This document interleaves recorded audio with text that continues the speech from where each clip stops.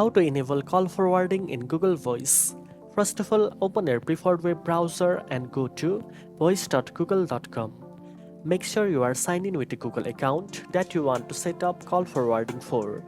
Once logged in, tap on the gear icon at the top right to access settings. In the settings menu, scroll down to the call forwarding section. Here you will see a toggle to enable or disable forwarding to a phone number. Choose the phone number where you want your Google Voice calls to be forwarded. Make sure the number is active and accessible. You can add multiple numbers if needed and manage them all from the same settings page. Now your Google Voice calls will ring on the forwarded number, ensuring you never miss important calls. Now you know how to enable call forwarding in Google Voice. If you found this video helpful, don't forget to like, share and subscribe for more tech tips. Thanks for watching and I'll see you in the next one.